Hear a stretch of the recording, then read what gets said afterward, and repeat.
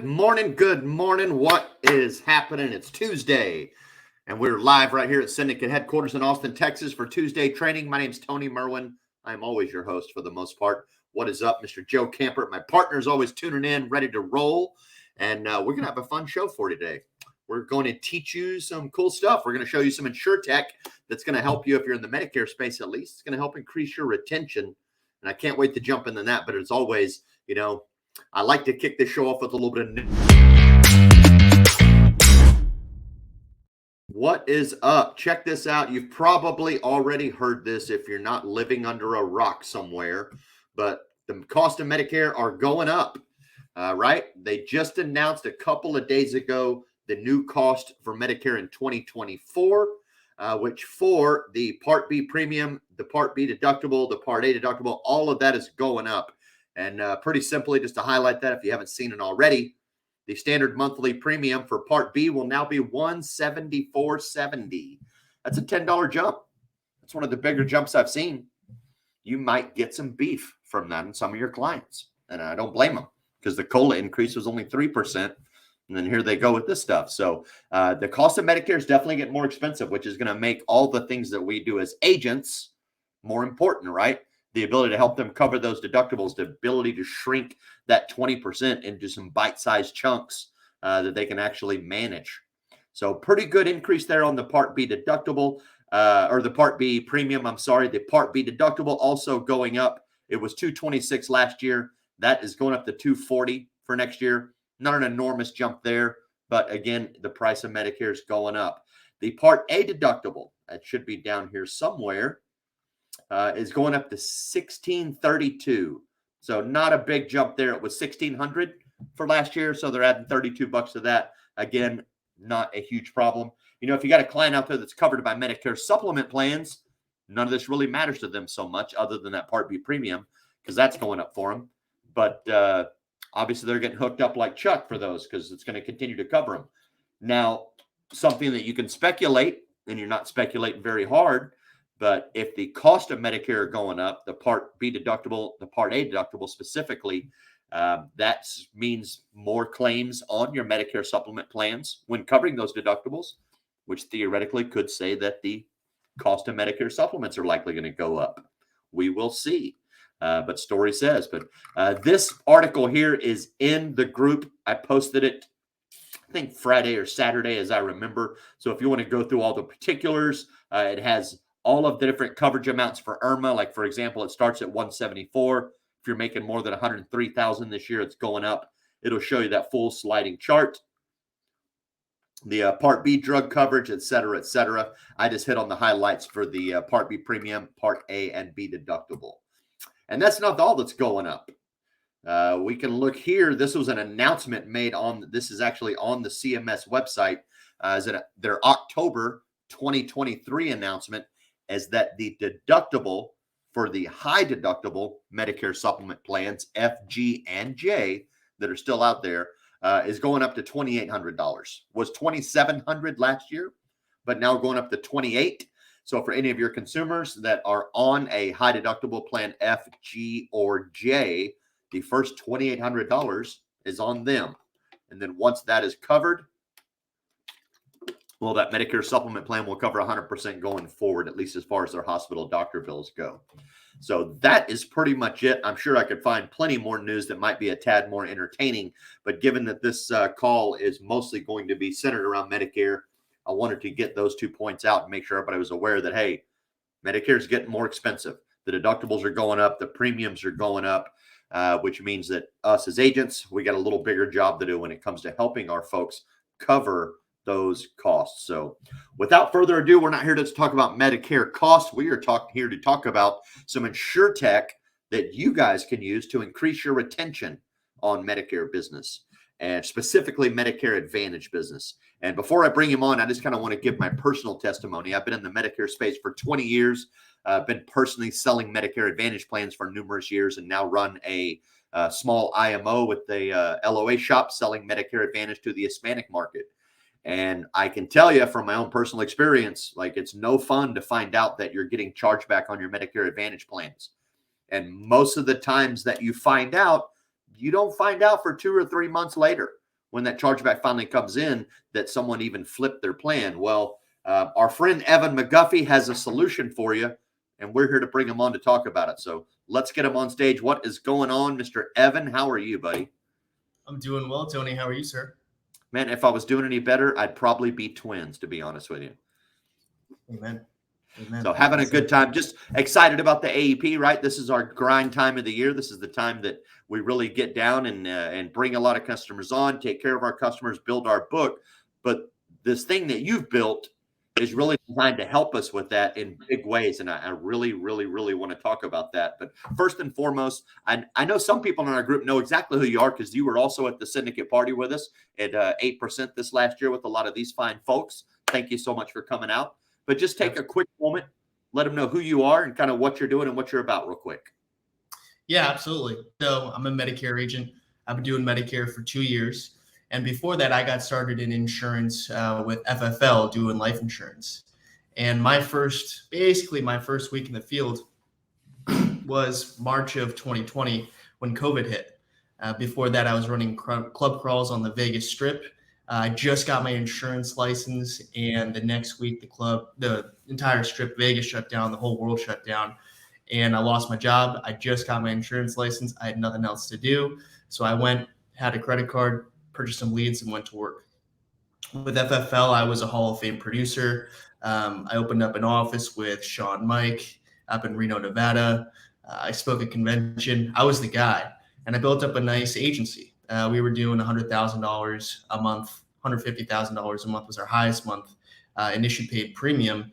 But for me, I didn't have the skills and the mindset at that time to be able to deal with all the problems that agents were bringing to me. And for me, I was making between an extra $5 and $10 grand a month in overrides. I wasn't willing to deal with that extra, what I call BS, for that amount of money. If I was getting paid more, yeah, maybe. But for me, the juice wasn't worth the squeeze. So I was like, hey, I'm going to give my agency away to my main agent who wants to build this thing. He's in it to win it. I'm going to get into Medicare. With Medicare, I did really well. I broke 2 records with my FMO that I joined for Medicare. I wrote 400 plans in my first 7 months, I was the fastest agent to 400 plans at that FMO, which was under AmeriLife. And then I was the highest producing agent in his first year at 600 plans.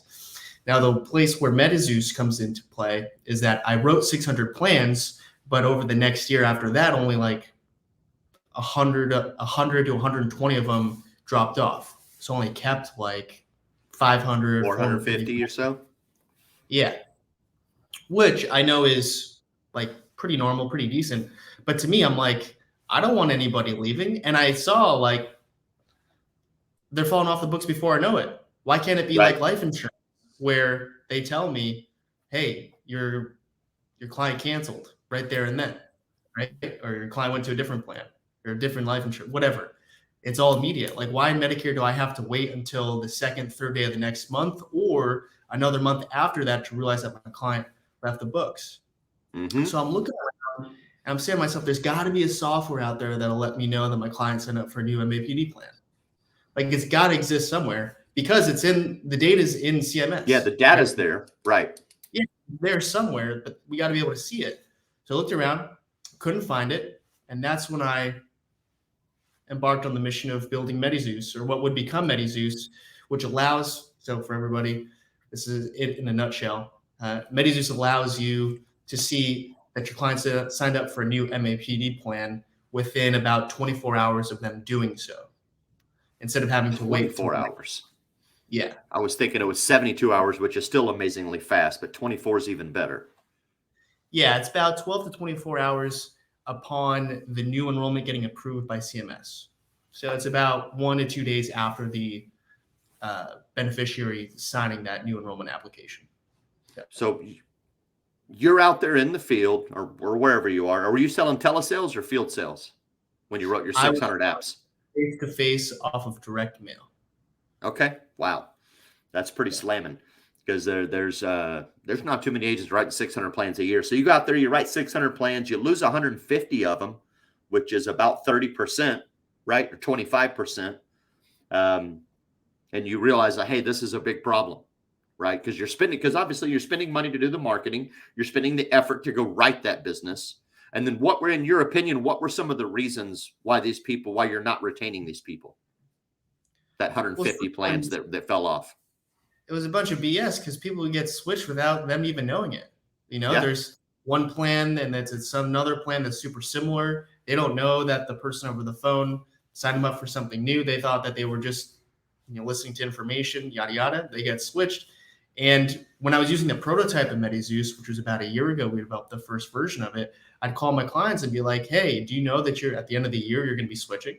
And you're going to have a $500 deductible, or do you know that you're even switching? And they say no.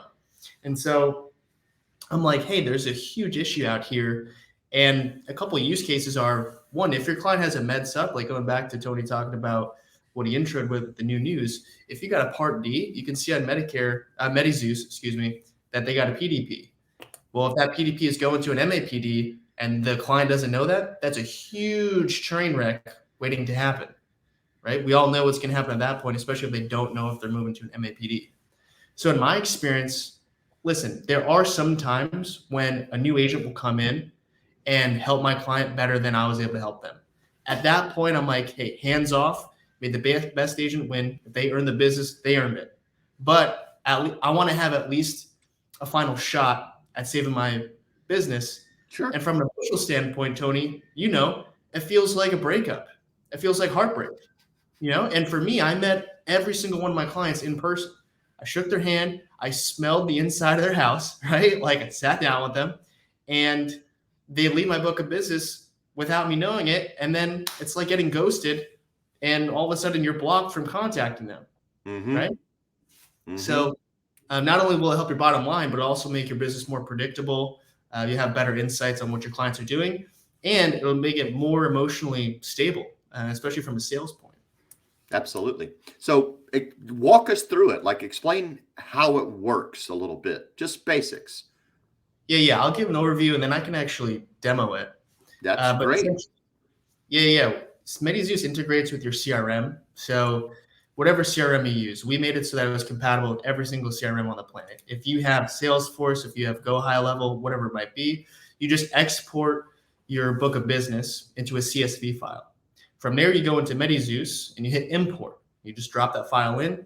And what MediZeus is going to do is it's going to find your client's MBIs and their date of births as you have them in your CRM already. All right. So if you're a Medicare agent and you're not noting down your client's MBIs and date of births, you're missing the boat. Okay. Yeah. So that's like the only requirement to be compatible with MediZeus. So you're going to have all your data listed within MediZeus. You're going to fetch all, and what MediZeus is going to do is run an eligibility inquiry, right?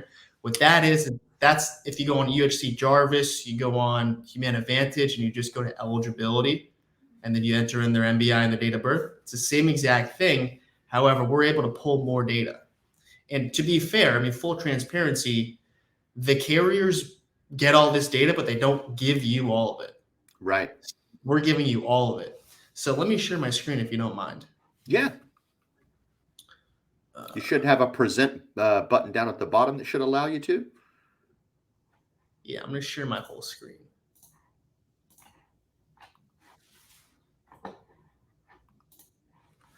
Okay, can you see my screen now? Absolutely. I've got it up on the monitor. Okay, sweet. So this is just a screenshot. I can't show you live data because I need to be able to blur out MBIs and PHI. Obviously. Yeah, so in here, you're going to have all your data loaded in here. It's going to have your entire book of business. And the first two columns are editable, meaning that you as a user can edit them. You could go in and change them. The first two columns are MBI and date of birth, okay? And so if you come over here to import, you'll be able to import all your book of business. And like I said, your MBIs and date of births are going to be listed here. The rest of this is going to be blank, all right? You come up here to the top left-hand checkbox, you click all, and then you hit fetch data. And it's going to take about 3 to 5 minutes, so just hang your horses. But when you hit refresh, MediZeus is going to populate all of the following data that I'm going to go over with you here. So current contract number, current plan name, and current enrollment date. Maybe I can make that a little bit bigger. Yeah. Current contract number, plan name, enrollment date. So let's just go over the first one. This guy's got Humana Honor, and it looks like I enrolled him on June 1st of 2022. All right, next guy's got AmeriVantage Balance Plus. And these guys are not leaving because if you look on the ends on column, it's blank. Mm-hmm. You go to this third guy, this is a prime example of somebody that's leaving. He's highlighted in orange. He's got WellCare Assist. And this is just an example from a couple weeks ago at the end of September. So this guy has WellCare Assist, and I can see that it's ending on 9/29/2023. So the last day of September. If I scroll over to the right a little bit, I can see that his future contract number is this. The future plan name is ARP Flex Plan 2. And the future enrollment date is basically the 1st of October. All right. Yep. If I keep scrolling to the right, we pull some more data. We pull, and it's blurred out just for confidentiality, but we got first name, last name, street address, city, state, zip code. All right. And that's all from data on CMS. And you have the LIS level with copayment percentage and Medicaid indicator, whether it be yes or no. So, for example, if somebody has level 1, 100%, shows L 100%. If they have partial, Tony, it'll be L4, 25% or 50%, 75%. Right. And then the Medicaid indicator won't give you the actual level of Medicaid, like partial or full or like SLMB, QMB, but it'll have either yes or no. And that's Medicaid in a nutshell. And they'll run this for everything. So you'll be able to see on the left-hand side, let me just zoom out. You'll be able to see, all the activity that's going on, all the really pertinent information on the left-hand side of the screen. And then if you scroll to the right, you'll be able to see, who you're talking about, basically. Understood. So when you had mentioned earlier that you had a prototype version that you were working with and that you were developing and using at the same time, how effective did you realize it was quickly when you started actually using it and finding out that your plans are getting flipped? Yeah, great question. So I originally developed it just really for myself. Sure. We got the first prototype, just for full disclosure, I don't know how to code, but I'm really good at designing and doing functionality. So I didn't technically build it, but I hired somebody and I laid everything out. So we got the first prototype fully developed, and I ran it the first time on December 8th of last year, of 2022. Because we were rushing. I'm like, can we get this done by the end of AP, please? We got it done the day after, whatever. So I saw that 25 clients were leaving. They had signed up for a new plan effective January 1st that I didn't sign them up for. Okay. At that point, I was able to save 8 people that week. And I was really only in a, all right. So I saved 8 of them right there and then. And then I think I saved another 5 the rest of December. I showed it to my upline, Ethan, who was super supportive of me, and he had 34 people leaving. And he saved 12 of them that week. And he saved another handful the rest of December. Right? Yeah. And then he's like, oh, you got to show this to other agents, bro. And absolutely. like, the way that we were doing it back then with the prototype, we did not have an API. It was not immediate. It took a couple hours. Some would say, I would agree with them, it wasn't fully compliant. It wasn't like encrypted. So it's not like I could show and have other agents use it and give a product around it and scale it. But over the next 8 months, 9 months, it was all about, okay, we need to get the API. We need to be able to pull data in bulk. We need to be able to scale. We need permission. We need to be HIPAA compliant. We're going through a SOC 2 audit. That'll be started at the end of this month, Tony. So we need to be able to really productize this. And we just got everything together, and we're able to launch October 1st of this year with this scalable product, MediZeus. Awesome. What did Medicare say to you when you approached them to get, I guess, their approval or compliance or whatever you need to be able to get that data? Yeah, we went through a sponsor. I mean, at first we targeted CMS directly. We got a sponsor. I signed an NDA, so I can't disclose like everything. But essentially, it was 1, we're going to help with retention, but 2, we're going to reduce complaints.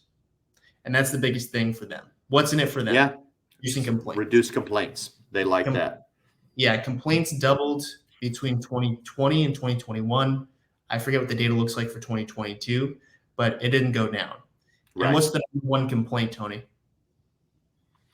I'm on a plan that I didn't know about. Yeah, on a plan I didn't know I had. Right. Right. So how do we prevent that? Well, one, you can either enforce a lot of rules like the marketing 40-hour scope, XYZ, but also MediSus. I like it. So let's discuss like best practice as an agent, right? I have MetaZeus. Let's just theoretically say I have MetaZeus.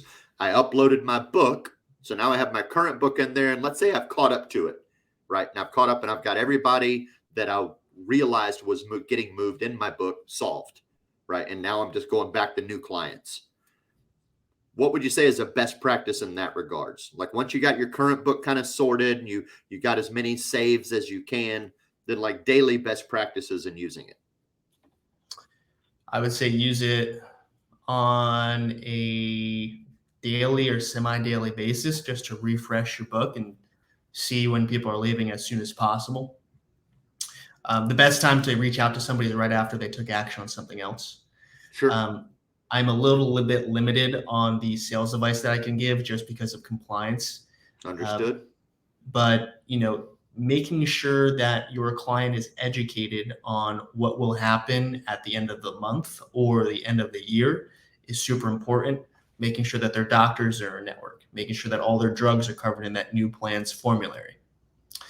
Those are two big ones, making sure they know about the OTC benefits that might change or go up or go down, making sure their dental, vision, hearing is all the same and it makes sense for them, that sort of thing. Yeah. I'm with you on it. Last year, we lost about 25 to almost 30% of our Humana book alone. Can't really say why other than they just got moved and we did our client retention work. We did it all like we do, send out ANOCs, call them, check in on them, etc. Somehow we still lost it. And it was nerve-wracking because I think about all the money we spent to obtain that business in the first place. Right.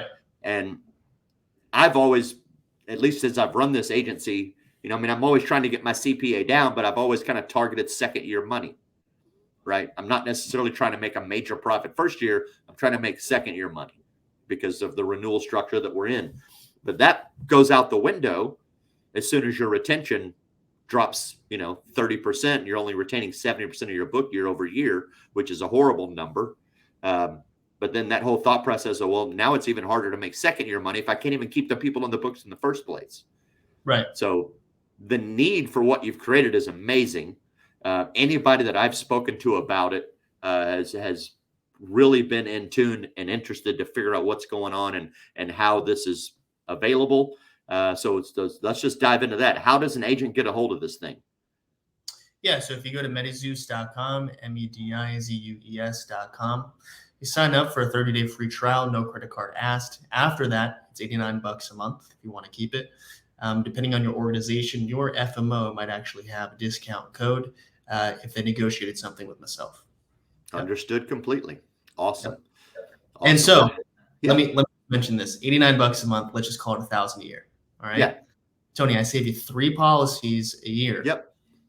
We're paid for yourself, right? Absolutely. That's 3 apps. Yeah. That's because you're getting basically $333 an app. So if you can't save 3 apps with it, you're probably not using it right. Right. So I'm curious to see what, if you can answer this question. Someone asked us right here, says, when someone leaves their plan, aren't you not able to reach out to them knowing that they left? So that's where things get a little hairy for me as the business owner. Understood. I can't tell you to do anything that's non-compliant. Sure. If writing that you can't reach out to your client after they've moved, technically it's non-compliant. But while they're your client, they're your client.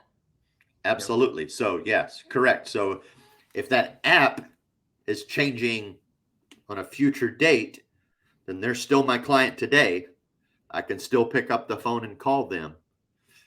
But after that app's flipped, technically, I'm not supposed to call them. However, and I'll have to look this up, but I remember reading not too long ago, and don't quote me on it, but I'm pretty sure I'm correct, that you're allowed one more phone call, but it's not in an effort to sell them.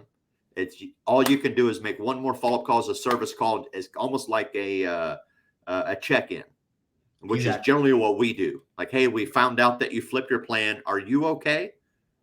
Right. Yep. And that's usually what we've done is I'll call them. It's like, hey, Miss Jones, I just, Humana just told us that you had canceled your plan.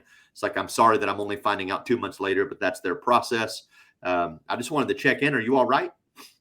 Yeah, I had to change it, blah, blah, blah. Okay, no problem at all. Just wanted to make sure you're doing well. If there's anything we can help you with, please let us know. And if you don't mind, we'll give you a holler in AEP. Keep it pretty simple. Yep. So Exactly. But yeah, as long as if you find out, but with your strategy makes it so much better, because if I can find out in 24 hours, then they're likely still my client for the time being, because that plan doesn't flip until the first of the month. I'm absolutely can call them and talk to them because they're in my book of business. I can sell them, harass them, whatever I want to do. Right. And if you have life insurance or a HIP plan or annuity with them, then you're totally good. You can actually contact them after they leave your MA plan. Absolutely. If you only have one, we used to call it hook. If you only have one hook with them and the one hook is an MA plan, then you have to, like you just said, Tony. Yep. Yeah. Exactly. Is there any other maybe out of the box uses or advantages that MetaZeus brings other than like, hey, I'm getting alerted that my clients are flipping and I can rescue them? You can see their Medicaid indicator LIS level in real time. You could also have their address, which is pretty helpful. Good point. Maybe find out that they're moving and then getting notified. Yeah, that too.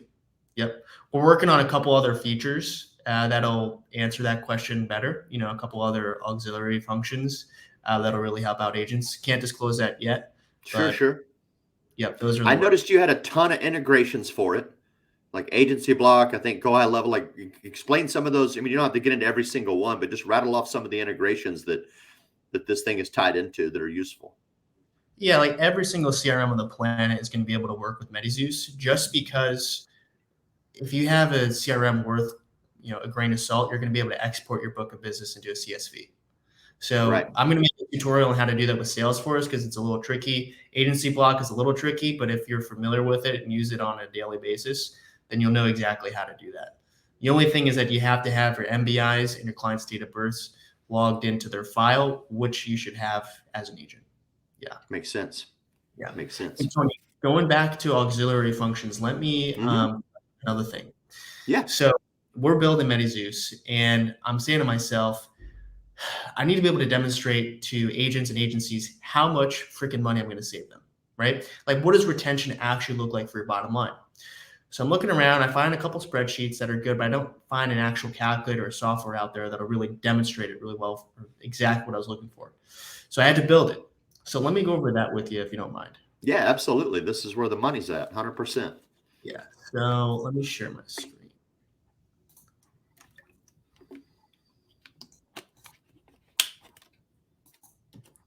All right, can you see my screen? Let me just push it up there real quick. But yes, you are live. Sweet. So this is MetaZeus.com. If we go into LTV calculators, just click on that, and then we're presented with this screen. All right. So LTV, we talked about CPA. For people that don't know what Tony was talking about with CPA, that's not a public accountant. That's cost per acquisition. So how much does it cost you to acquire a client? Well, LTV is the flip side to that. It's lifetime value. What's the lifetime value of a client? And for any business, in Shark Tank, they don't really go over this, but every business needs to know CPA and LTV. In the software world, we call it CAC, client acquisition costs, but in sales, Medicare, we call it CPA. So LTV is the amount of money that you'll make from your client over the lifetime of them being your client. And it's all based off of your persistency. Another word for persistency is retention. I might flip them and use them interchangeably, but they mean the same thing. So with this calculator, one, this is really good for existing agents to calculate their future commissions, but for new agents, it's really good to set them up on this so that they can see how much money they can make and set goals according to this. So let's just say, Tony, you're a really solid agent and you write 300 policies in a year. And let's just put your persistency as 84. I'm going to tell you why in a second. Okay. Hit calculate, and MetaZeus is going to calculate everything. So commission per MA policy, 301. We're going to change it for 2024, but for 2023 is 301. Your true MA production, all right? You wrote 300, 84% stuck on the books. You really only got paid on 252. So we call that true MA production. LTV, lifetime value per Medicare Advantage plan, is 1348, and that's in accordance with the 84%. Okay. Now, we use a constant at 87% just for comparison and just to be the gold standard, okay? Okay. And that's 87%, and this won't change no matter what numbers you put in here. So we're looking at a 3% difference, 84% versus 87%. 84% is 1348, 87% is 1579. If we look on the right, we can see the graph, we can see the two lines and how they gently separate.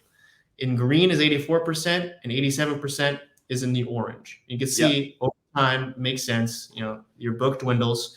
But remember, with this example, we're only producing for 1 year. So we have 1 year of production and it's 300 plans. If we come down, this is where the rubber really hits the road. So we can see a breakdown of commissions year by year. Mm-hmm. And so in the middle column, this is the 84% that we plugged in before. At the end of 10 years, we're going to have $404,000 coming into our pocket off of 1 year of production of 300 plans. First year, 75, 63, 53. All right. If we look to the right, 87% persistency after 10 years is $473,000. So that's a $70,000 difference, but for only 3%. A 3% difference in retention. Right. That's so about 9 plans. What's that? That's about 9 plans, right? That's from 251 to about 260. If my math is any good. Yes, but then every year you hold more and you hold more and you hold more. Correct. Yeah. Yep. So when I tell an agent, I'm going to increase your persistency by 3% or 5%, no agent is like, oh yeah, like, I don't know what that means. Well, now, now you do. You know what it means. Now, let's say, Tony, because I had people ask me this when I first showed them this. They're like, but what about if I kill it this year and I do that for another, 3 or 4 years? Well, I'm like, oh, well, we'll implement that feature too. So maintain production for how many more years? Let's just say 4 more years. So it's 5 years in total, doing 300 plans per year. You look year 1, year 2, year 3, year 4, year 5, you're on the up and up, and then you stop producing after 5 years and you gently decrease. All right, makes sense. If you come into commissions, you can see 75, 139, 193, keeps going up. Year 5, you're at your apex, and then you slowly dwindle down. At the end of 15 years, you're looking at total commissions of $2 million versus $2.3 million. All right, so that's a 3% difference, which is going to equate to about $360,000 in your bottom line. Absolutely. Right? Now, here's the crazy part, Tony, and this is the big kicker, is that during that period of time, you didn't buy a single more lead than you otherwise would have. Okay. You would not have spent $1 more on marketing than you otherwise would have. You just kept the people that you otherwise would have longer. Understood. Yeah. Yep. That's pretty dope. I like that LTV calculator.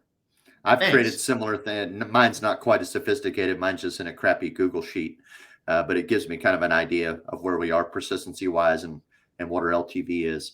And obviously it takes a little time to figure out what a good LTV is. The yours allows you to project a little bit better, but for some of us, we have to go produce for 3 years and then look back at it and go, all right, what's our LTV shaping up to be based on the sample size that we have? But I like that. Right. That's good stuff. Right. What have I not asked? What have I might have missed? What about if I'm an agency and I want to see how LTV affects how retention affects my bottom line? Fair enough. That, Tony Merwin. So if we go back here, let me share it again. 1 second. So if we come back here, you drop down to agency LTV calculator. And this is where it gets now nuts. We're talking. Yeah. So let's say you got a really solid agency and you guys are doing 10,000 plans a year. All right. And let's just talk about persistency at 84%. for here, the thing that's different with this calculator is that you as the agency owner get to input your override per MAPD, right? Because it might be different with this carrier, that carrier, your production levels, your GA, FMO, whatever. So, I mean, let's just use easy numbers and just put it as 100, all right? Okay. So your true MA production, 8,400. Your LTV as an FMO or as an agency based off of overrides is 448 versus 525. And at the end of 10 years, this is just 1 year production. At the end of 10 years, you're looking at 4.4 million versus 5.2. Right? It's an extra 800 grand just from a 3% difference. Mm-hmm. The 3%. And if you really want to get crazy with it, if we do the example like we did before, you do that for 5 years and you hold your persistency up, that's the difference between 22 million and 26 million coming in your pocket over the next $4.1 million bounce. Yeah. Yeah. And you didn't spend any more money on marketing. All you did was retain more clients. Exactly. Yep.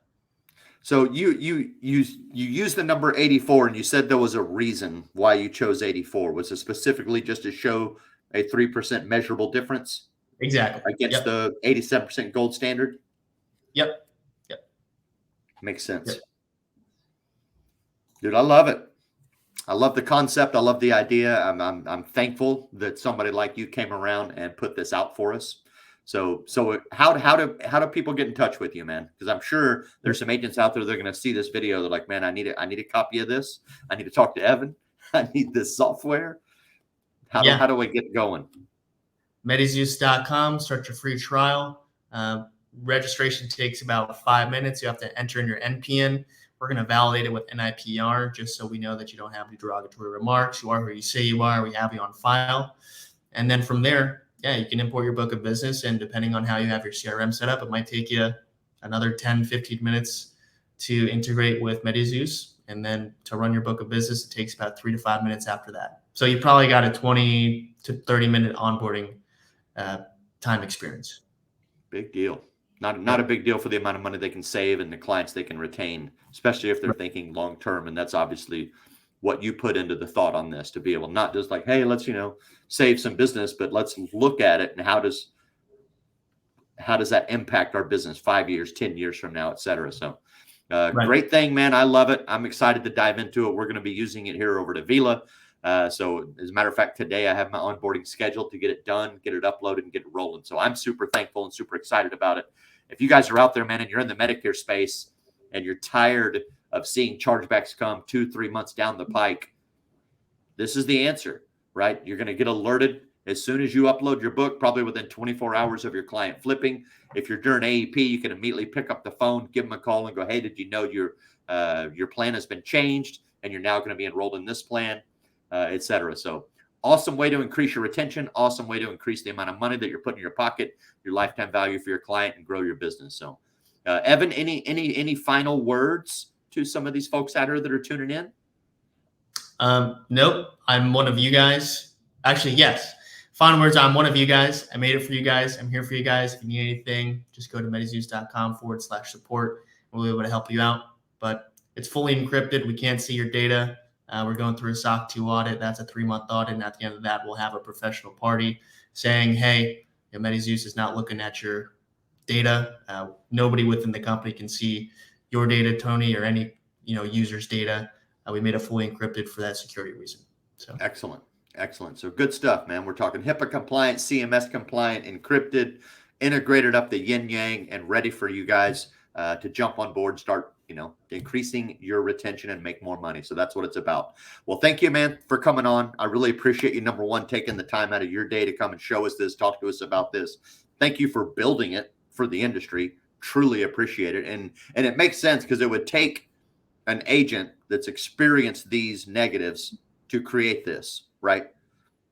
Right. It's going to take someone that has that insight and sees the problem, because everybody else, they don't even know the problem exists. So it makes sense that an agent who's been through this is able to come back and put it together. So thank you again for that. Thank you guys as always for tuning in, man. This will always live in the group, but of course we also have a YouTube channel. So head over there, check out a lot of the great videos that we've got. And if you haven't already followed us on Instagram and TikTok, get your butt over there, man. Click the buttons, follow us. We got some great shorts that our producer Lily Davies is putting out. And other than that, man, I hope you guys have an awesome rest of your Tuesday, a kick-ass AEP, and get your ass over to MetaZeus. Get signed up, start retaining more business. And until then, we'll see you next Tuesday for Tuesday training. Y'all have an awesome day. See ya.